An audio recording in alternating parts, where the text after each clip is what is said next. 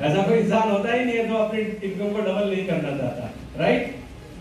अब income double करने के लिए हमने जो 10 मिनट डिस्कस किया, ये बहुत इंपॉर्टेंट था कि आप इस इंडस्ट्री में क्या सोचते हो, कैसी टीम बनाते हो, कितना टाइम देते हो, ये सारी चीजें हमें करनी पड़ेंगी, राइट? अब ओके लाइफ केयर की जो शुरुआत है वो 2 नवंबर 2016 को हमने हरियाणा रोहतक से इसकी स्टार्ट की। मेन रीजन क्या था? ओके ग्रुप की के बारे में आपने पढ़ा होगा, बहुत सारे रूमर भी चलते रहते हैं, क्योंकि हमारा स्टाइल ही है कि हम अपने अपोनेंट को बेचैन करते रहते हैं, उसका टेम्परामेंट लूज और हम सीधा यॉर्कर मारे और उसकी विकेट गिरा दें। जिंदगी में हमेशा एक बात को बहुत स्ट्रॉन्ग तरीके से याद रखना, यदि बड़ा बनना है तो अपने अपोनेंट जो आप सिलेक्ट कर रहे हो, अपना अपोनेंट सबसे बड़ा सिलेक्ट करो, स्ट्रॉन्ग अपोनेंट सिलेक्ट करो। जब आप स्ट्रॉन्ग अपोनेंट सिलेक्ट करते हो तो आप खुद पे खुद बड़े स्ट्रॉन्ग हो जाते हो। जब आप वीकर अपोनेंट ले लेते हो तो आप दिन भर दिन वीकर होते जाते हो। हरियाणा में एक कहावत है, और मैं तो उस धरती से आता हूं जहां मेरे गांव से 10 से 11 लड़के प्रो कबड्डी खेलते हैं, क्योंकि मेरा सरनेम नरवाल है। हमारे 3 ही गांव और तीनों में कबड्डी का ही रहता है। हमारे बुजुर्ग लोग बचपन से बताते हैं कि आपको स्ट्रॉन्ग पहलवान बनना है तो सबसे स्ट्रॉन्ग के साथ फाइट करना स्टार्ट कर दो, 1 साल के बाद आप भी इतने स्ट्रॉन्ग बन जाओगे।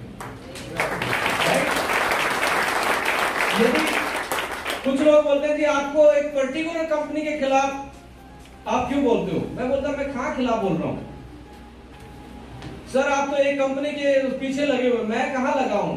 मैंने तो अपना अपोनेंट स्ट्रॉन्ग चुना है, क्योंकि मैं अपनी तैयारी आज की नहीं कर रहा, आने वाले टाइम की कर रहा हूं। इसलिए मैंने तो अपना अपोनेंट, आपकी कंपनी में तो इंडिया की नंबर 1 कंपनी को अपोनेंट माना है। ये बिजनेस ट्रेड वॉर है, ये कोई पर्सनल वॉर नहीं है। जहनी तौर पे मैं उनके सीईओ को, उनके मैनेजमेंट को इंसानी तौर पे हम रिस्पेक्ट करते हैं, पर जहां बिजनेस के युद्ध में खड़े होंगे वहां पे हम एक दूसरे को नमस्ते नहीं कर सकते, हम फिर एक दूसरे की कमियां गिनाएंगे। अब मोदी जी प्रधानमंत्री बने बीजेपी की, अच्छा ये बता के थोड़ा बने, क्या बताया था?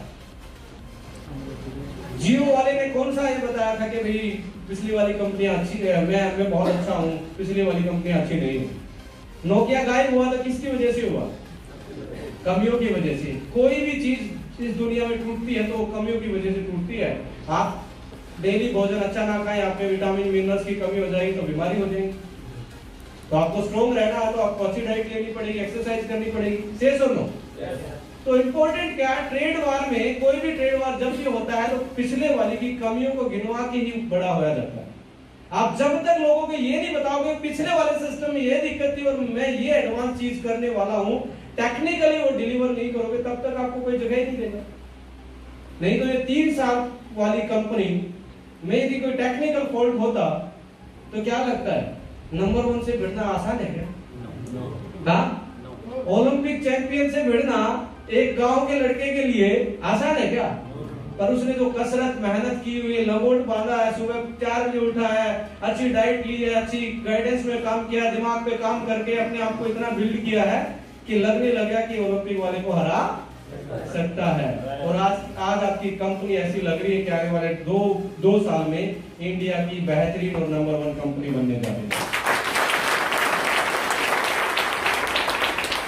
This is totally depends on आपकी तैयारी कैसी है, आपका कोड ऑफ एथिक्स क्या है, आप अपने इमोशंस को कितना आप अपने टारगेट को के पीछे लगा के काम करते हो, आप कितना एफर्ट करते हो।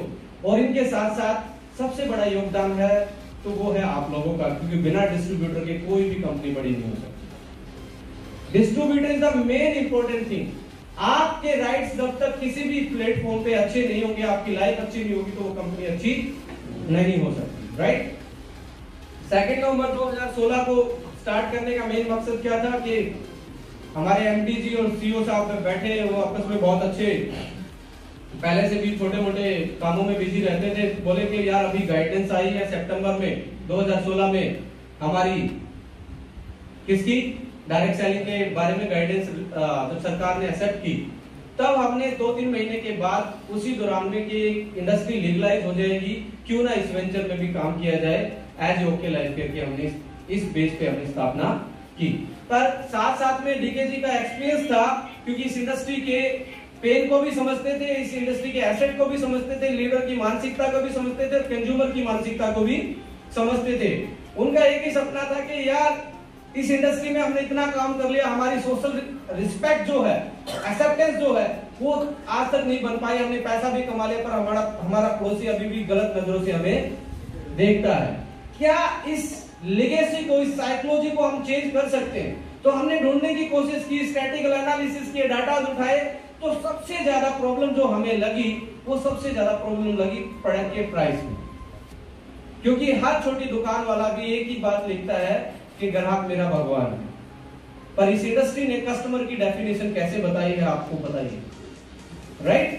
तो हमने उस भगवान को जो इस इंडस्ट्री में छुपाया जा रहा था, दबाया जा रहा था, उसको दोबारा से रिवाइव करने की कोशिश की है और कस्टमर ओरिएंटेड प्रोडक्ट बनाने की तरफ हमने पहला कदम उठाया कि हम इस इंडस्ट्री में आएंगे तो हमें कोई आदमी गलत नजरों से नहीं देखेगा, ठीक नजरों से देखेगा, और हमारे लीडर की रिस्पेक्ट उतनी ही होगी जितनी ट्रेडिशनल मार्केट में बिजनेसमैन की होती है। ये हमारा मेन एजेंडा है।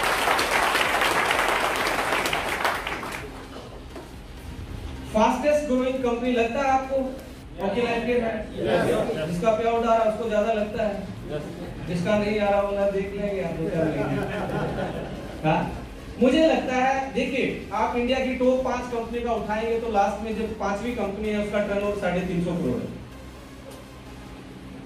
आज जो आपका टर्नओवर चल रहा है, इसी टर्नओवर से भी बात करें तो आज आपकी कंपनी 7वें नंबर पे आती है, और ये 3 साल में पहली बार हो रहा है कि 3 साल में टॉप 10 में वाई टर्नओवर। इंडियन कंपनी की बात कर रहा हूं, इंटरनेशनल कंपनी की बात नहीं कर रहा, क्योंकि हमारा फाइट इंडियन से जो है, क्योंकि हमारी इंडस्ट्री में इंडिया के वेशभूषा में हमारे ही आदमी अंग्रेजों की तरह काम कर रहे हैं, राइट? तो हमारा मानना है कि आने वाला अगला साल जब आप टर्नओवर वाइज आपकी कंपनी को एज ए हम मैनेजमेंट कहां देखते हैं, मेरा मानना है we are the 4th highest turnover company of India in direct selling अगले साल।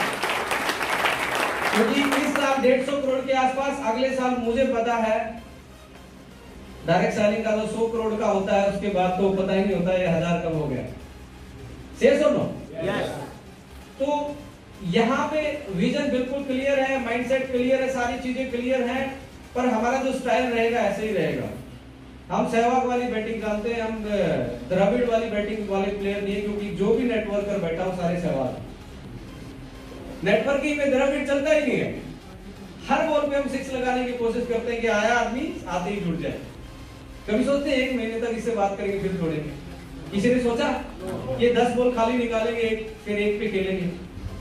तो जो आपका माइंडसेट है वो ही इतना अटैक वाला है, और अटैक भी हम ऐसे नहीं करें आंख बंद करके किसी भी बॉल पे 6 लगाने की कोशिश कर रहे हैं, उसकी मेरिट पे खेल के हम 6 लगाने की बात कर रहे हैं। और आपको भी माय डियर फ्रेंड्स ऐसा ही करना, आपको गलत काम का सहारा नहीं लेना, बल्क परचेज का सहारा नहीं लेना, लोगों को गलत राय नहीं देनी, क्योंकि आज का छोटा सा आपका सेल्फिशनेस कल के लिए आपकी जो आने वाली यात्रा रहेगी इस इंडस्ट्री में, वो कहीं ना कहीं वो उलझनों में डाल देगा और लोग आपको डिसलाइक करना स्टार्ट कर देंगे।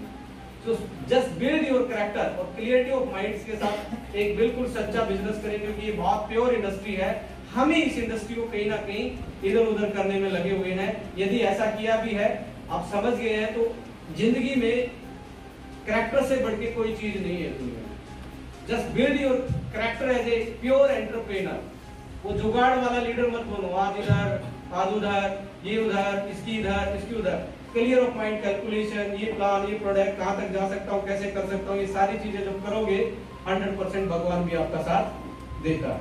आज तक हमने किसी की आईडी टर्मिनेट नहीं की, आज तक हमने किसी को पावर लैग नहीं बांटी, आज तक हमने किसी का ट्री इधर से उधर नहीं किया। तो इससे क्या हो रहा है? आज भगवान भी पूरी पावर के साथ हमारे साथ खड़ा है कि आज आने वाले टाइम की यदि कोई लीडर, पुराने से पुराने लीडर यदि कोई ऑप्शन देख रहे हैं तो वो ओके लाइफ के। यदि हम इस सिस्टम को पहले ही करप्ट करके चलते, सिन्हा साहब आगे ऊपर आ गए, मनीष जी तो कभी 3.5 पे पहुंचते ही नहीं। इनकी 1.5 साल की जो लॉयल्टी थी उसका बेनिफिट किसी से मिला? कोड ऑफ एथिक्स से, जो हम पहले दिन बना के चले आज भी वो मेंटेन है। और भगवान हमें इतनी शक्ति दे कि इन्हीं एथिक्स पे चल के हम इस इंडस्ट्री में ये दिखाएं कि एथिक्स के साथ चल के भी बहुत अच्छा काम किया जा सकता है, राइट? देखिए इसके पीछे रीजन है कि आप बहुत अच्छी कंपनी या फास्टेस्ट ग्रोइंग कंपनी क्यों बनते जा रहे हैं और आपकी फ्यूचर की ये कंपनी कैसे हो सकती है। जब आप इसकी यूएसपी पे जाएंगे तो हमारी पहली यूएसपी है हैप्पी कस्टमर। क्या है? यदि आपका कस्टमर खुश है तो 100% आपकी सेल हो रही है। यदि कस्टमर ही खुश नहीं है, आप कितने अच्छे तरह प्लान बताओ, कितने अच्छे स्टेज से चलाओ, कितने अच्छे वक्ता हो, आपका प्रोडक्ट बिकने लायक नहीं, आपका कस्टमर आपके साथ जुड़ के खुश नहीं है, तो 100% आप शॉर्ट टर्म के लिए काम कर रहे हैं, लॉन्ग टर्म वाला काम नहीं कर रहे हैं। दूसरी कंसेप्ट है हैप्पी डिस्ट्रीब्यूटर। अकेला कंज्यूमर कस्टमर खुश हो जाए और हमारे डिस्ट्रीब्यूटर का पे आउट ना आए तो डायरेक्ट सेलिंग नहीं की जा सकती। ये दो पैरेलल चीजें हैं। हमारी इंडस्ट्री में कहीं ना कहीं, पूरी इंडस्ट्री की बात करा, जब आप इसकी इवोल्यूशन हिस्ट्री पे जाएंगे, हमारी इंडस्ट्री ने दो चीजें की हैं, पर दो चीजों में से दोनों एक साथ नहीं की। किसी कंपनी ने कस्टमर के बारे में सोच लिया, किसी कंपनी ने ओनली डिस्ट्रीब्यूटर के बारे में सोच लिया। पर ये दोनों यदि साथ बिल्ड करेंगे, अब जैसे इंडिया की सो कॉल्ड नंबर 1 कंपनी क्या करी, only leader, this is the customer को भूल गए। एक बहुत पुरानी कंपनी है, समझते हैं बहुत सारे लीडर बैठे हुए, आर नाम से कंपनी है, कस्टमर को बहुत अच्छा फायदा पहुंचाया, कहीं ना कहीं लीडर को भूल गए। तो आज इस इंडस्ट्री में एक वैक्यूम है कि आप कस्टमर और यदि लीडर को दोनों को साथ लेके चल पड़े तो 100% आने वाले टाइम में इंडिया से ही वर्ल्ड के टॉप 10 में अर्नर होगा आने वाले 2 साल में।